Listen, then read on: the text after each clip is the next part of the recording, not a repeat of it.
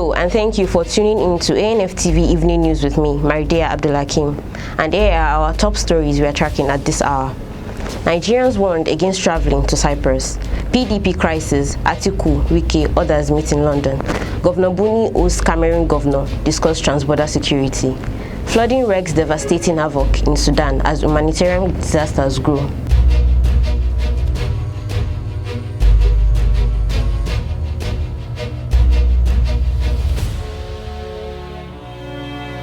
Now the news in detail. Abike Dabiri-Erewa, chairman of the Nigeria in Diaspora Commission, NIDCOM, has notified Nigerians not to travel to Northern Cyprus. Dabiri made this known while speaking to correspondents in Abuja. Timile Yokunola has more details. If you're going to Northern Cyprus, think twice about it. Over 20 students have been killed over the years, and nothing happened. She asserted that there is a little the federal government can do to diplomatically resolve issues in the territory because Northern Cyprus is not acknowledged by the international community except Turkey. Dabiri-Erewa, while conceding that the country's insecurity challenge is a source of concern, said the warning was only temporary because of stiff measures currently employed by the federal government to tackle the situation. There's insecurity. We have issue of terrorism. We have issue of kidnapping, banditry, but the government is doing everything to resolve it. Everybody has their own issues one way or the other. While speaking on the evacuation of Nigerians from Libya, Abike said over 10,000 citizens have been evacuated so far. She added that about 2,000 Nigerian students deserted in Ukraine at the start of the war have also returned home safely. We need to take a strong decision about places like Northern Cyprus. Now to party politics. The presidential candidate of the People's Democratic Party, PDP, Atiku Abubakar, has met with Governor Nyesom Wike of Rivers State. Atiku's meeting with Wike took place in London on Thursday, hours after reports emerged that the duo is expected to meet in the UK. Governor Samuel Ortom of Benue State, Seyi Makinde of Oyo State, and Abia State Okezie Ikweazu were pictured together with Atiku and Wike during the meeting. As of the time of this report, details of the meeting have not been officially disclosed, but it is believed to be about the 2023 elections. Wike and Atiku have been at loggerheads over the outcome of the PDP presidential primaries, which the latter won in May. The Rivers State leader contested the election but lost to the former vice president. Wike had accused the party leaders of not following laid-down rules in the election held in Abuja. In the wake of the election, a committee had recommended Wike, among others, to pick as his running mate, but the former vice president chose the Delta State Governor Ifeanyi Okowa, a move that deepened the crisis. Since then, the rift between the duo has widened. Efforts to reconcile them have not yielded fruits. Opposition parties like the All Progressives Congress (APC) and the Labour Party (LP) have equally made overtures to Wike, triggering further apprehension in the PDP. Wike had met with the APC presidential flag bearer, Bola Tinubu, as well as Peter Obi of the Labour Party. Amidst the rising insecurity in the country, critical stakeholders in the aviation industry have called for an urgent attention to the Nigerian airspaces. Despite air travel being the only means of transportation that has not recorded attacks by terrorists, aviation stakeholders insist that the government must take proactive steps to protect Nigeria's airspace. In a bid to effect this change, the Aviation Roundtable Initiative (ART) has organized its second 2022 business meeting to deliberate on possible security breaches to air transport and possible ways to prevent these breaches. Oliver Esirim, the Assistant Commissioner of Police Airport Command, explained that Nigeria has to do away with the analog mode of protection and switch onto the digital way. I would like to appeal to Nigerians. As long as our security architecture, which is more of a manual policing than IT-based policing, you have to bear with us. We need to wake up. There is no point for us to still be doing stop and search on our roads. It is obsolete. Also speaking at the event, Captain Wabi Uyadudu, the MD Federal Airport Authority, asserted that not all information should be made available to the media. The work of the citizens, passengers, intended passengers, experts, professionals, non-fund personnel, non-NCA people, everyone has a function. That's why they say security is everyone's business. The conference, which was held in Lagos, some members of ART called on the government to enhance multi-layer security measures to avoid an even greater crisis in the sector. Timileyin Okunlola reporting for Anf Tv.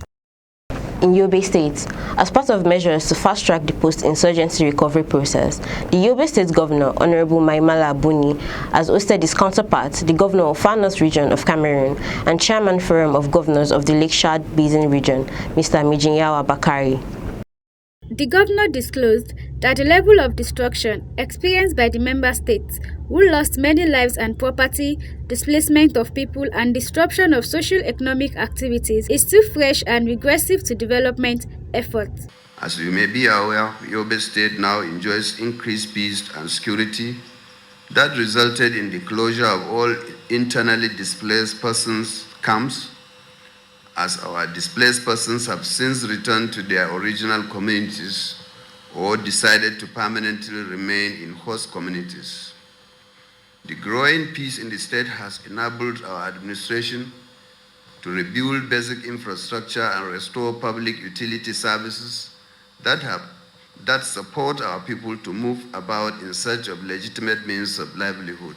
He further revealed that this, among others, informed the decision of the governors of the forum to collectively seek to address common challenges through a holistic approach aimed at building sustainable peace and security in the Lake Chad Basin region. The governor of Far North Region of Cameroon and Chairman Forum of Governors of the Lake Chad Basin region, Mr. Mijinyawa Bakari, revealed that he was in Yobe State as a follow-up to the resolutions reached during a meeting of the forum in Yaoundé last year. Let me also use this opportunity to magnify the quality of relations we've characterized the good neighborliness between Difa region in Niger and Yobe State in Nigeria, sharing a common border, signify the similitude of security challenges, economic growth, and sustainable development. He added further that the working visit will also provide the opportunity to discuss trans-border security context, the perspective of the synergy of operation, and also the perspective of amelioration of trans-border cooperation in the management of ex-Boko Haram fighters. Human rights lawyer Enibehe Effiong has been released from Uyo prison on Friday after spending a month for alleged contempt of court. The Chief Judge of Akwa Ibom State, Ekaete Obot, on 27th of July, sentenced Effiong to prison after the lawyer questioned and objected to the presence of two armed police operatives in the courtroom. The lawyer walked out of the prison to regain his freedom at around 8 a.m. to a waiting crowd of supporters at the prison premises. Speaking on his incarceration, Effiong told journalists and supporters that his incarceration has strengthened his determination to fight for truth and justice in Nigeria. Effiong, in a tweet, alleged that Justice Obot sent him to prison for defending Leo Ekpenyong in the libel suit filed by Akwa Ibom State Governor Udom Emmanuel. The lawyer explained that he complained when the judge ordered a journalist to leave the court. The human rights lawyer said he considers it an honor to be incarcerated for the truth. Now to other parts of Africa. The humanitarian disaster unfolding in Sudan due to ongoing torrential rains and floods is not showing signs of improvement yet. In Darfur alone, 22 people died. A few days ago, the death toll from the floods in Sudan was 89. The humanitarian disaster unfolding in Sudan due to ongoing torrential rains and floods is not showing signs of improvement yet. In Darfur alone, 22 people died a few days ago. The death toll from the floods in Sudan now stand at 89. South Darfur and Al Jazeera in eastern Sudan have been hit particularly hard in the disaster so far. In El Manayil and Al Jazeera, the Sadaqat charity organization reported that it has not been able to reach people in the affected areas because the floods destroyed a number of roads. Earlier this month, 2,322 children were reported as malnourished in Kalma camp and 6 died of malnutrition after the World Food Programme WFP had to suspend support. Sudan has been without a functioning government since an October military coup derailed its short-lived democratic transition following the 2019 removal of longtime autocratic leader Omar al-Bashir in a popular uprising. Sudan's rainy season usually starts in June and lasts until the end of September, with floods peaking in August and September. More than 80 people were killed last year in floods-related incidents during the rainy season. A local report from Japan says the Asian giant is set to promise some $30 billion in aid for African development at a conference to be held in Tunisia this weekend. A local report from Japan says the Asian giant said to promise some $30 billion in aid for African development at a conference to be held in Tunisia this weekend.